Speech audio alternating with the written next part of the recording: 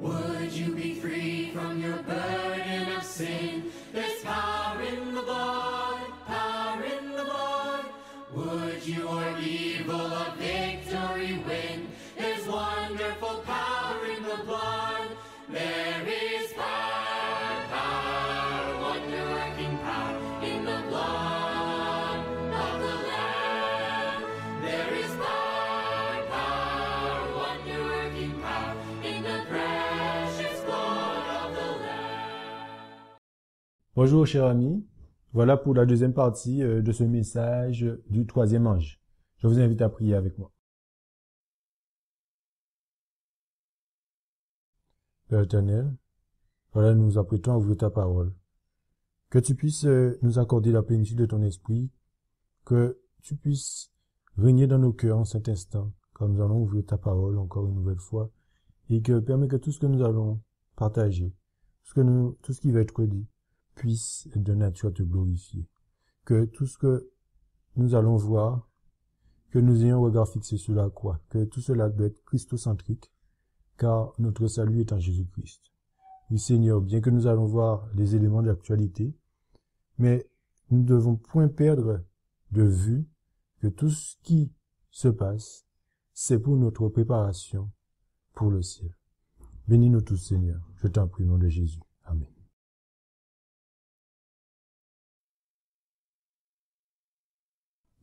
Matthieu chapitre 14, et nous allons lire à partir du verset 1. Matthieu chapitre 14 et à partir du verset 1. Matthieu chapitre 14 et à partir du verset 1. En ce temps-là, Hérode le tétrarque entendit ce qu'on publiait de Jésus. Et il dit à ses serviteurs, c'est Jean-Baptiste. Il est ressuscité des morts et c'est par cela qu'il se fait des miracles par lui.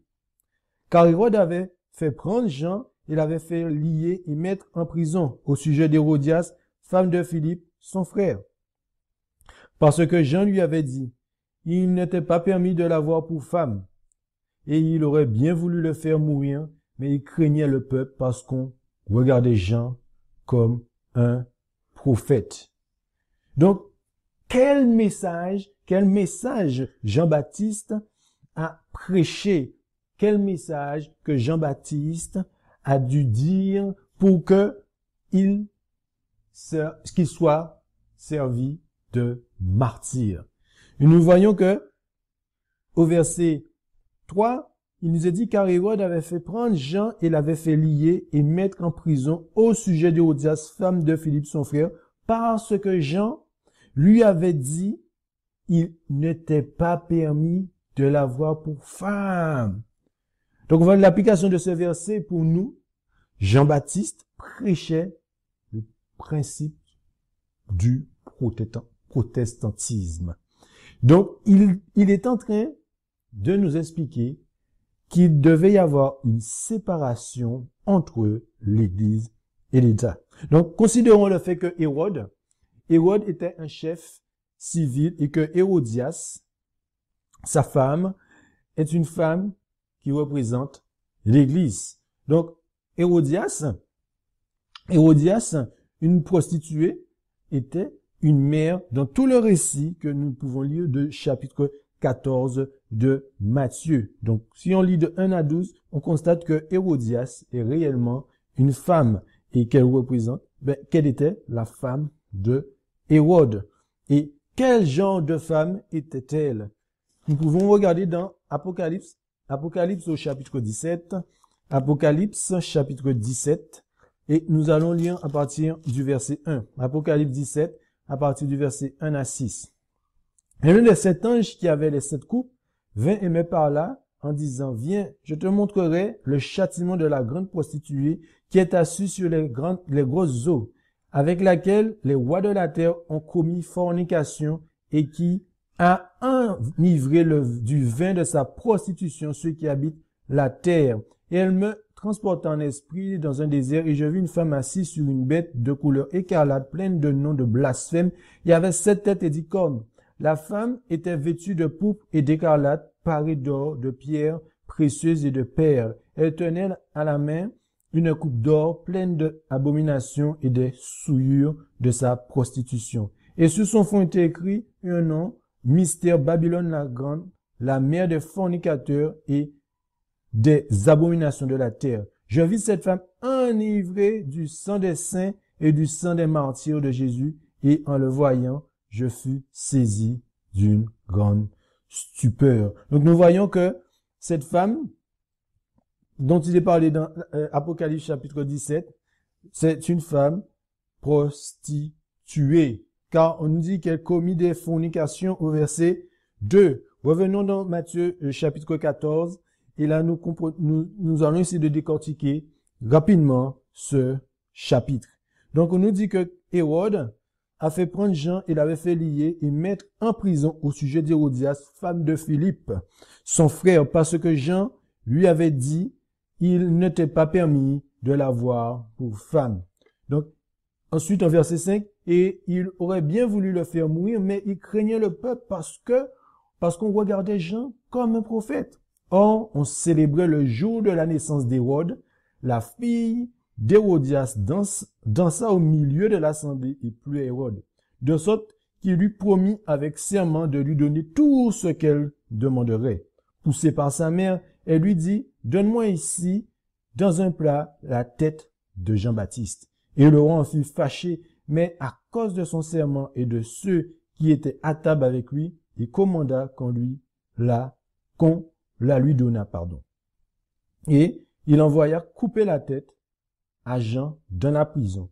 Et on apporta sa tête dans un plat et on la donna à la fille et elle la présenta à sa mère. Puis ses disciples vinrent et emportèrent son corps et l'ensevelirent et ils vinrent l'annoncer à Jésus. Donc par conséquent, nous voyons tout ce stratagème qui a été mis en place par Hérodias en utilisant sa fille. Et qu'est-ce que sa fille fait au verset 6? Or, comme on célébrait le jour de la naissance d'Hérode, la fille d'Hérodias, qui Salomé, dansa au milieu de l'assemblée et plut à Hérode. Donc qu'est-ce qui s'est passé? Hérodias se sert de sa fille, en se servant de sa fille, pour séduire Hérode.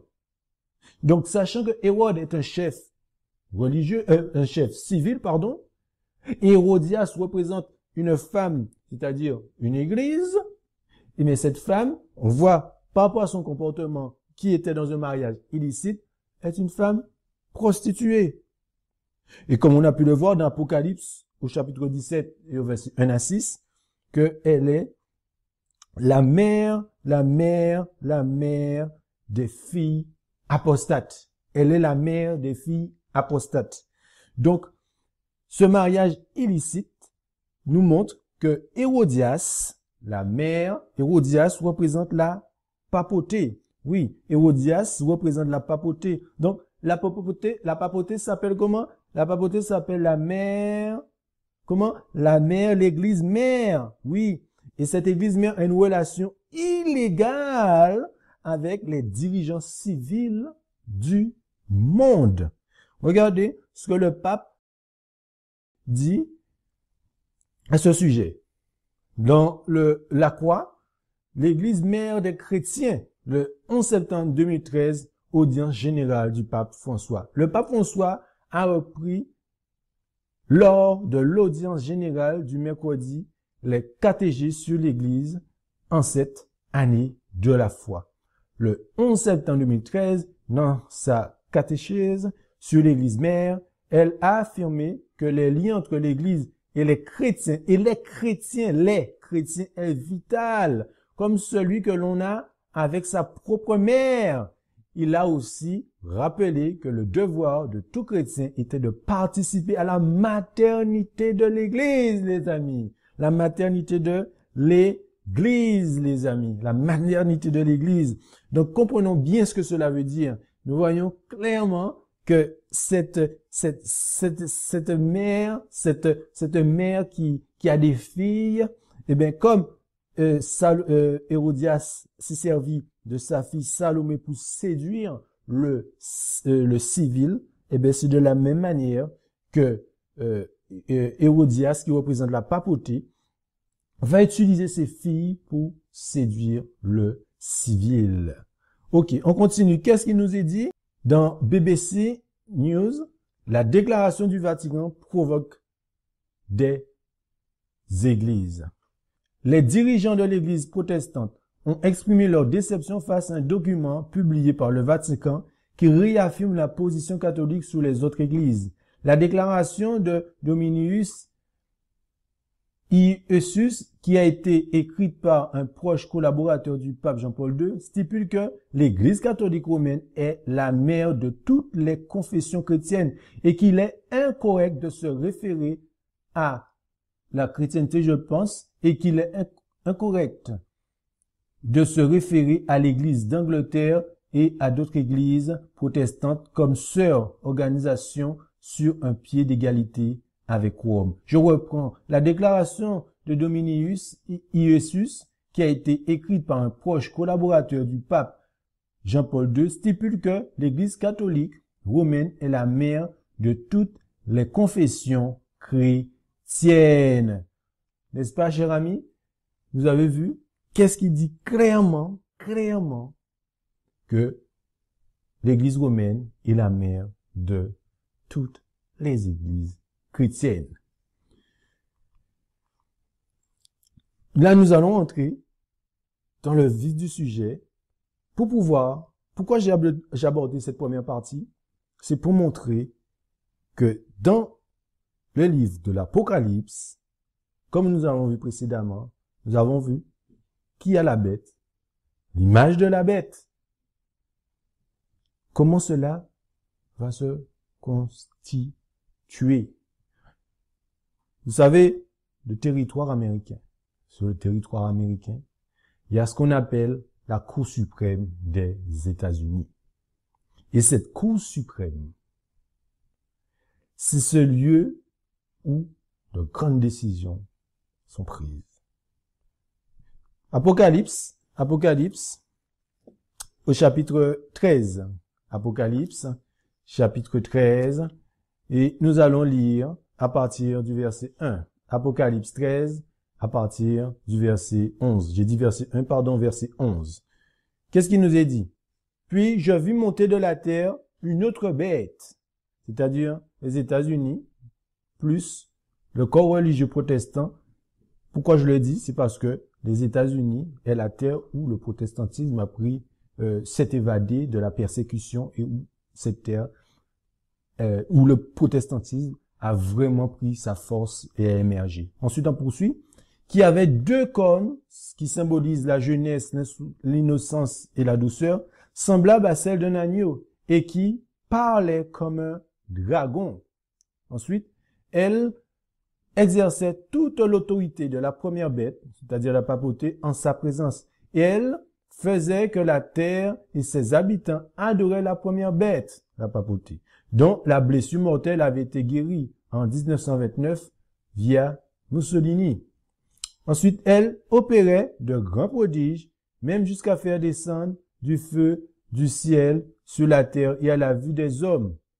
Et elle séduisait les habitants de la terre par les prodiges qu'il lui était donné d'opérer en présence de la bête, disant aux habitants de la terre de faire une image à la bête qui avait la blessure de l'épée et qui vivait. Et il lui fut donné d'animer l'image de la bête, afin que l'image de la bête, c'est-à-dire la papauté, la bête, parlât et qu'elle fit que tous ceux qui n'adoreraient pas l'image de la bête fussent tués.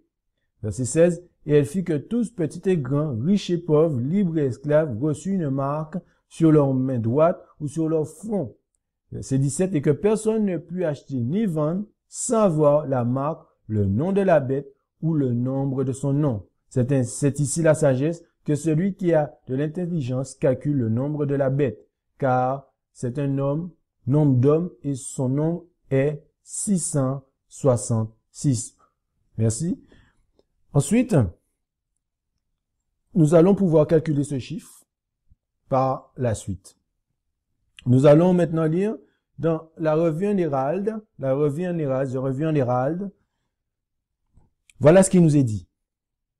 La prophétie représente le protestantisme avec des cornes semblables à celles d'un agneau, mais qui parle comme un dragon. Nous sommes déjà en train d'entendre la voix du dragon. Il y a une force satanique qui favorise le mouvement dominical, mais elle est cachée. Cependant, les hommes qui sont occupés à cette œuvre sont aveugles quant aux conséquences qui résulteront de ce mouvement. Donc, qu'est-ce que nous voyons? Nous relisons, la prophétie représente le protestantisme avec des cornes semblables à celles d'un agneau, mais qui parle comme un dragon. Et cela est déjà mis en place, mais sournoisement, doucement. C'est pas encore au grand jour. On poursuit. Tragédie des siècles, page 479, paragraphe 1. Tragédie des siècles, page 479, paragraphe 1. Qu'est-ce qu'il nous a dit? Les cornes semblables à celles d'un agneau et le langage du dragon chez cette bête indiquent une contradiction frappante entre la profession de foi et les actes de la nation qu'elle représente. C'est par ses lois et par ses décisions judiciaires qu'une nation parle. Je répète, c'est par ses lois et par ses décisions judiciaires qu'une nation parle. Et c'est par ces mêmes organes que la dite bête démentira les principes libéraux et pacifiques qu'elle a mis à la base de la chose publique. La prédiction disant qu'elle parlera comme un dragon et qu'elle exercera toute l'autorité de la première bête en sa présence annonce clairement l'apparition d'un esprit d'intolérance et de persécution analogue à l'esprit manifesté par les nations représentées par le dragon et le léopard.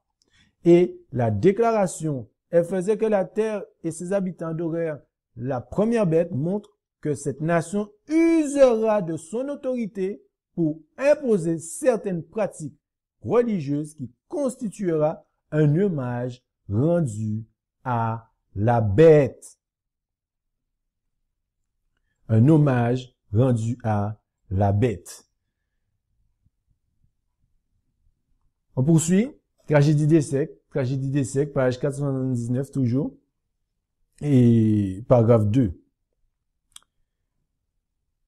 De telles mesures seraient en opposition avec les principes de ce gouvernement et contraires au génie de ces libres institutions, comme aussi aux affirmations les plus solennelles de la Déclaration d'indépendance et de la Constitution. Afin d'éviter tout retour de l'intolérance et de la persécution, les fondateurs de la nation ont veillé avec soin à ce que l'Église ne peut jamais s'emparer du pouvoir civil. La Constitution déclare que le Congrès ne pourra faire aucune loi permettant l'établissement d'une religion d'État ou qui en interdise le libre exercice. Elle ajoute qu'aucune condition religieuse ne pourra jamais être exigée comme qualification indispensable à l'exercice d'une fonction ou charge publique aux États-Unis. Ce n'est qu'en supprimant ces garanties de la liberté nationale que l'autorité civile pourrait imposer des observances religieuses. Ce n'est qu'en supprimant ces garanties de la liberté nationale que l'autorité civile pourrait imposer des observances religieuses. Or, telle est, d'après le symbole prophétique, l'inconséquence flagrante où tombera cette bête aux cornes d'agneau, professant être pure, douce, inoffensif, mais parlant comme le dragon. Là, nous avons beaucoup d'éléments. Et qu'est-ce que nous avons compris? Cette terre où a pris la naissance des États-Unis d'Amérique pour échapper à la persécution papale a construit une constitution pour se protéger justement de ces persécutions. Mais il nous est dit, quand cela,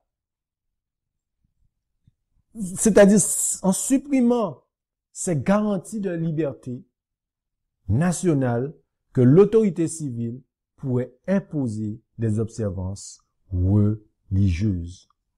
Message choisi,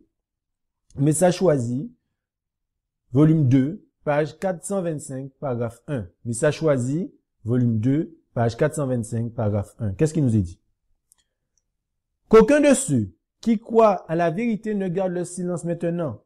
Personne ne doit être négligent. Que tous présentent leur supplication au trône de la grâce, réclamant l'accomplissement de la promesse. Tout ce que vous demanderez en mon nom, je le ferai. Jean 14, verset 13. Nous sommes parvenus à un temps périlleux. Si ce pays, si fier de sa liberté, s'apprête à sacrifier chaque principe inséré dans sa constitution, promulguant des décrets qui suppriment la liberté religieuse et donnent force à la loi, aux faussetés et aux tromperies papales, le peuple de Dieu doit présenter ses requêtes au Très-Haut avec foi. Les promesses divines contiennent tous les encouragements pour ceux qui se confient en lui.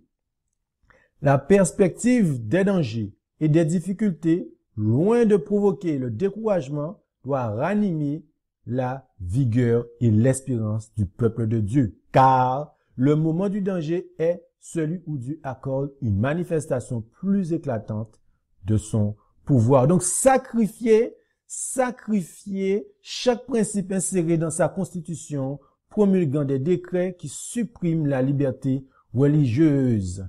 Et oui, donc nous voyons que si les États-Unis suppriment chaque élément qui a été mis dans leur constitution vis-à-vis de la liberté religieuse, retour de la persécution. Mais comment ils vont faire ça? Comment ça doit se passer? Ça veut dire que pour que cela puisse être mis en place, qu'est-ce qu'il faut? Il faut jouer dans cette constitution. Et pour jouer dans cette constitution, pour changer cette constitution, du moins, il faut des personnes, justement, pour pouvoir mettre en place des éléments, pour pouvoir amener le peuple à changer les éléments de leur constitution. Qu'est-ce qui s'est passé? Brett Kavanaugh, élection du dernier juge conservateur. Donc Brett Mitchell Kavanaugh, né le 12 février 1965 à Washington, est un juge fédéral américain siégeant à la Cour suprême des États-Unis depuis le 6 octobre 2018. Et qu'est-ce qui se passe dans cette Cour suprême? Donc les juges de la Cour suprême ont pour principale mission de vérifier que les lois adoptées par le pouvoir législatif, représenté par le Congrès, lui-même composé du Sénat et de la Chambre des représentants, sont conformes à la Constitution. Si une loi est jugée inconstitutionnelle, la Cour suprême s'applique donc à le souligner et à invalider cette loi. À invalider cette loi. Donc, cette Cour suprême a cette capacité d'invalider des lois. Est-ce que cette Cour suprême est capable d'invalider des lois en 2019? Regardez ça. Voilà toutes ces personnes qui composent la Cour suprême américaine. Et regardez les progressistes. Il y a 4 progressistes. Combien de conservateurs? Celui qui vient d'être élu, Brett Kavanaugh, est catholique. Samuel Alito, catholique conservateur. Clarence Thomas, catholique. John Robert, catholique pratiquant. Et Neil Gorsuch, protestant né catholique. Protestant né catholique. Donc nous avons vu, dans cette Cour suprême, ils sont en majorité. Les conservateurs sont en majorité. Et on sait que la majorité remporte Toujours. Qu'est-ce qui se passe? Article. Dans le monde, récemment, le 30 octobre 2018, Donald Trump veut mettre fin au droit du sol aux États-Unis. Le droit du sol est en effet garanti par le 14e amendement de la Constitution américaine, qui stipule que toute personne née ou naturalisée aux États-Unis est soumise à leur juridiction est citoyen des États-Unis et de l'État dans lequel elle réside. Pourtant, Donald Trump assure ne pas avoir besoin de modifier la Constitution pour faire passer son décret. On m'a toujours dit que vous aviez besoin d'un amendement constitutionnel. Vous savez quoi? Ce n'est pas le cas, avance le président dans cet entretien. C'est en cours. Cela va se faire avec un décret, ajoute-t-il, sans préciser exactement ce qui lui donne cette confiance. Chers amis, nous voyons clairement qu'il est déterminé. Mais il a commencé petit à petit. N'oubliez pas ce qu'on a pu le voir, ce qu'on a pu voir dans une des vidéos précédentes par rapport au signe des temps. Il avait dit qu'il fera en sorte de pouvoir changer le premier amendement. Cet amendement Johnson qui sépare l'Église et de l'État. Regardez ce qui nous est dit. Trump demande des cours bibliques dans les écoles. CBS News, le 28 janvier 2019. Le président Trump a semblé appuyer les efforts des législateurs de plusieurs États pour permettre aux écoles publiques d'offrir des cours bibliques. De nombreux États ont mis en place des cours d'alphabétisation biblique offrant aux étudiants la possibilité d'étudier la Bible. Commencez à faire demi-tour. Super, M. Trump a tweeté lundi matin après que Fox and Friends ait publié un article sur le sujet. Les législateurs chrétiens de 6 assemblées législatives contrôlées par les républicains à travers le pays font pression pour une législation qui permettrait aux écoles publiques d'offrir des cours facultatifs sur le Nouveau et l'Ancien Testament. La pression exercée par les législateurs conservateurs en Floride, dans l'Indiana, dans le Missouri, dans le Dakota du Nord, en Virginie et en Virginie occidentale a suscité une certaine controverse. Les critiques des propositions, y compris l'Union américaine de liberté civile, soutiennent que des cours d'école publique sur la Bible mettraient en péril la séparation de l'Église et de l'État inscrite dans le premier amendement de la Constitution. Donc, Donald Trump souhaite qu'il y ait des cours bibliques dans les écoles. Mais les écoles, c'est public. Donc, pour donner des cours bibliques, il faut des professeurs bibliques. Et si il y a des professeurs bibliques, ces professeurs-là doivent être rémunérés par l'État. Et pour être rémunérés par l'État, il y a un problème. Si on veut qu'ils soient rémunérés par l'État, le premier amendement empêche cela. Donc, pour que cela puisse être mis en place, il faut qu'il y ait une modification du premier amendement. Vous me suivez? Donc, qu'est-ce qu'il a dit précédemment? Il va faire en sorte que cela se passe par décret. Mais on sait pas, on connaît pas pleinement encore comment ils vont faire leur petite manigance. Mais Satan travaille aussi. Donc, on voit très clairement qu'ils sont déterminés à changer le premier amendement. Donc, pour pouvoir donner des cours bibliques, il faut que le premier amendement soit modifié. Qu'est-ce qu'il nous vient du témoignage? Témoignage pour l'Église, volume 2, page 179.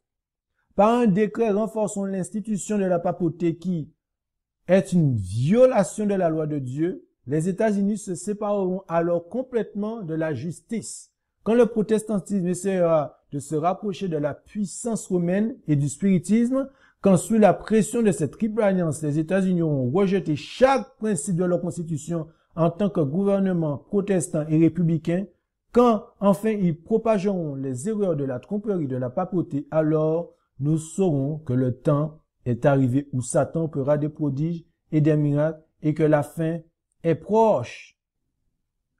En voulant atteindre le premier amendement, donc cela obligé est un impact sur la Constitution.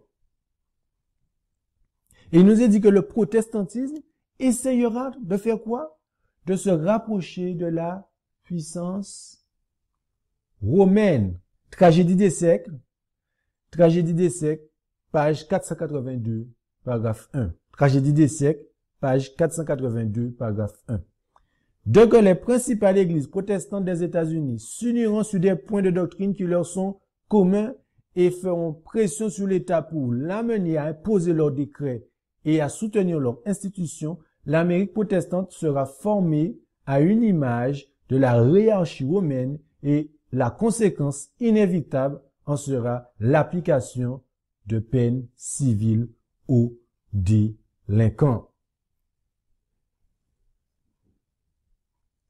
Donc, le protestantisme, malheureusement, ne suivra plus le chemin que Dieu avait tracé pour eux quand ils ont fui la persécution. Et malheureusement, les évangéliques, les protestants des États-Unis, ils ont failli. Et ils continuent. Regardez cela. Là quoi? Trump et les évangéliques, un dîner aux allures de campagne électorale. Le président américain a réuni lundi 27 août environ 100 dirigeants évangéliques ainsi que plusieurs hauts fonctionnaires afin de célébrer la foi, mais aussi la famille et la liberté que l'Amérique a reçu en héritage, a-t-il déclaré. Ce dîner avait pour but de rendre honneur aux évangéliques. Chers amis, est-ce qu'il y a de la séduction? Mais vous, regardez, le civil fait des clins d'œil aux religieux. Mais le religieux va se servir du civil. C'est ce qu'on a vu. Le mariage illicite. Est-ce que c'est un mariage illicite? Regardez ça. Paula White, je ne sais pas si vous la connaissez, Paula White est devenue présidente du Conseil consultatif évangélique de l'administration de Donald Trump, les amis. Elle a prononcé l'invocation lors de sa inauguration le 20 janvier 2017. Elle a été classée numéro 3 dans la liste des 50 plus puissantes en 2017. Philanthropie et voix de la communauté dans le magazine Orlando. Paula White est une prédicatrice de l'évangile de la prospérité et la prédication l'a certainement rendue extrêmement riche. Ces évangéliques lui ont donné le crédit d'avoir converti Donald Trump au christianisme. Il prétend lui-même être chrétien toute sa vie, alors je ne sais pas trop ce qu'il en dirait. Elle dit qu'elle rend visite à Trump à la Maison Blanche toutes les semaines. Elle apparaît souvent sur des images telles que celle d'une cérémonie d'imposition des mains dans le bureau ovale. Donc nous voyons l'influence des évangéliques sur le civil, sur les représentants américains. Paula White, vous avez vu? Proche, dans le bureau ovale. Donald Trump, une prière pour lui accorder une sagesse surnaturelle.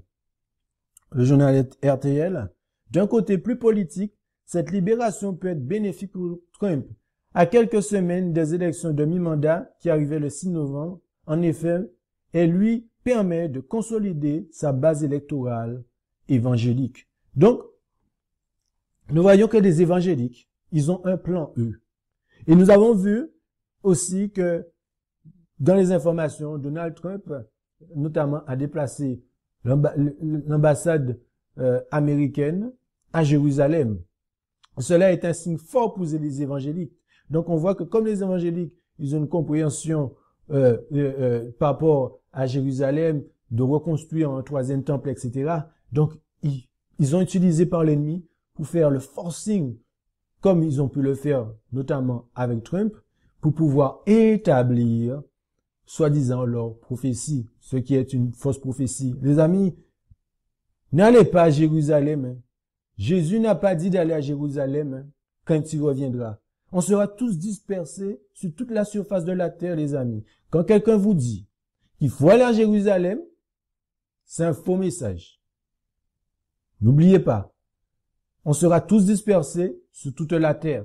Je ferme la parenthèse. Témoignage pour l'Église, volume 2, page 179.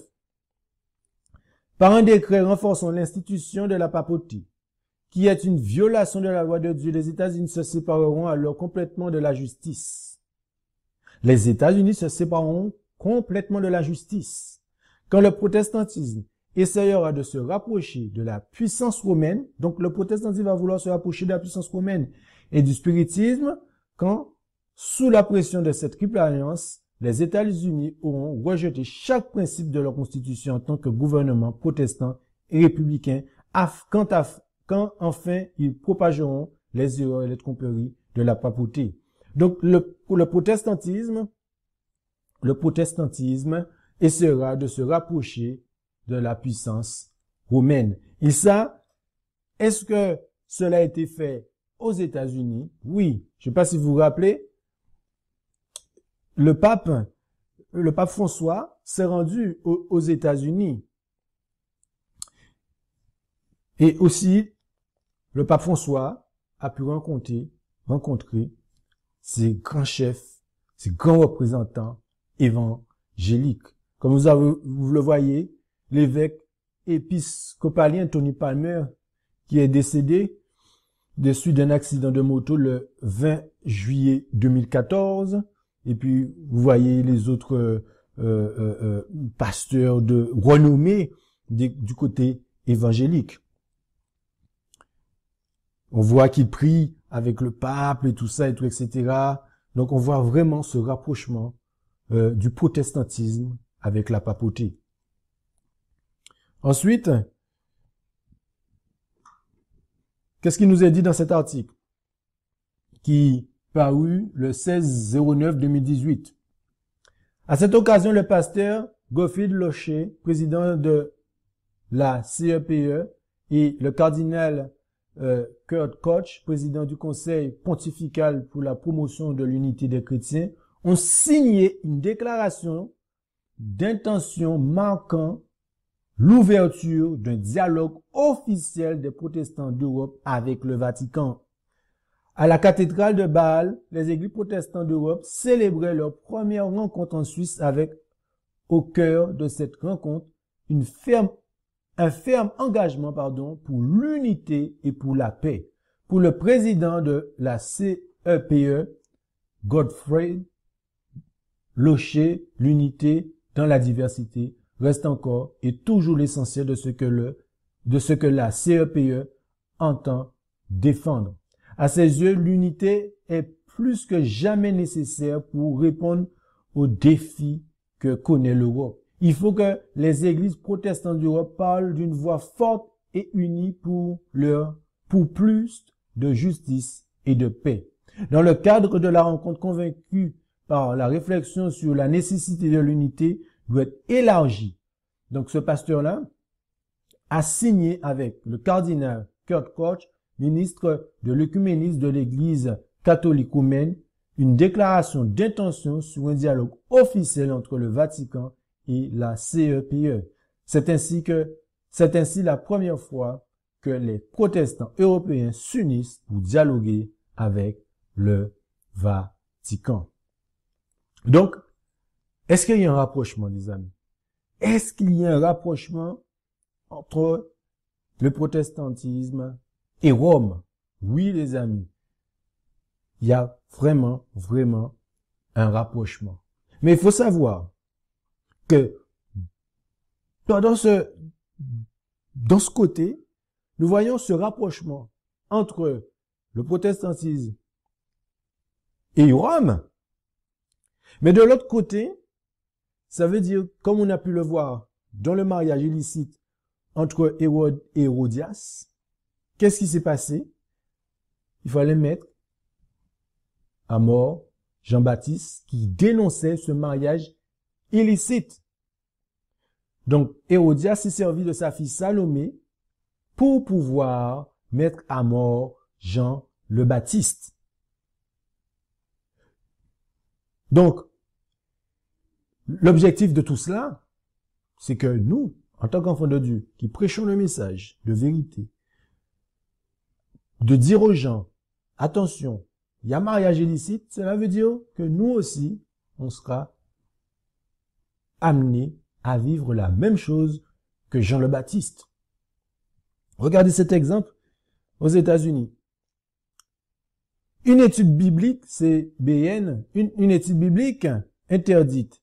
Des responsables menaçant d'expulser l'homme de son propre appartement. Le ministre retraité Ken Auger, soutenu par Fight Liberty, se bat pour avoir le droit de mener une étude biblique dans sa communauté de personnes âgées. Auger a été invité à démarrer le groupe par d'autres résidents. Beaucoup d'habitants disent qu'ils ne peuvent plus toujours aller à l'église et que l'étude biblique sur la propriété était une bénédiction pour eux.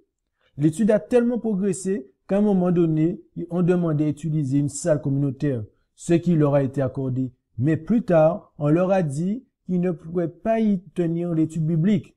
La direction a également dit à Hogg qu'il pourrait être expulsé s'il organisait l'étude biblique dans son appartement. Pour ma femme et moi, c'est un peu comme se reposer dans les yeux d'un ouragan. Dans les yeux de l'ouragan, c'est calme et paisible. Il suffit de ne pas se placer contre le mur, a-t-il déclaré. Donc, qu'est-ce que nous voyons? Maintenant, il y a des gens, et bientôt, nous, on ne pourra plus même donner des études bibliques, faire des cultes dans notre propre maison. On continue. The Christian Post. Une famille chrétienne conteste l'ordre d'interrompre l'organisation d'études bibliques et de retraite sur la propriété. Un couple chrétien de Pennsylvanie a intenté une action en justice après que des représentants du gouvernement lui aient ordonné de ne plus utiliser leur propriété privée pour organiser des études bibliques ou d'autres événements religieux. En octobre dernier, le couple s'est vu signifier un avis d'infraction, ordonnance de cessation et d'abandon et laisser entendre que leur activité pourrait être soumise à des restrictions de zonage telles que celles applicables aux lieux de culte, alors que les partis, les collectes de fonds politiques et d'autres activités laïques n'avaient pas été interdits. On continue. Fox News. Une étude biblique interdit l'action de la musique chrétienne par une association de copropriété en Floride. Selon une plainte déposée par Fairhost auprès du ministre du Logement et du Développement urbain, les résidents auraient également été informés qu'ils ne pourraient plus organiser une étude biblique hebdomadaire dans la zone des communs. Le 6 février, Cambridge House a adopté une résolution concernant les observances religieuses sur les éléments communs. Les prières et autres services religieux, observations ou réunions de quelque nature que ce soit ne doivent pas avoir lieu lors des réunions de l'association, réunions de propriétaires, réunions de membres, réunions de communauté ou autres, et ne doivent pas avoir lieu dans ou sur l'un des éléments communs. La résolution lue. Donc, le 7 février, Dubar et son mari ont reçu une lettre de Gatorade Management leur ordonnant de cesser l'étude de la Bible. Donc, chers amis, pour cette deuxième partie, nous avons pu voir, par rapport aux recommandations, les textes que nous avons eus de l'esprit de prophétie, quand les États-Unis vouloir changer chaque principe de leur constitution, cela sera un signe pour nous. Donc, nous voyons que les choses sont en place. Nous voyons que ce mariage illicite est présent et va s'accentuer.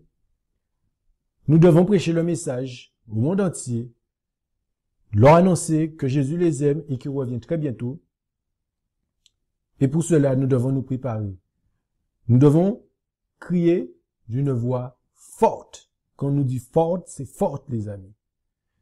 Que Dieu puisse changer nos cœurs et nos caractères, afin que nous puissions nous préparer pour l'avènement de notre Seigneur et Sauveur Jésus-Christ, car c'est maintenant, car après, on ne sait pas, peut-être qu'il sera trop tard.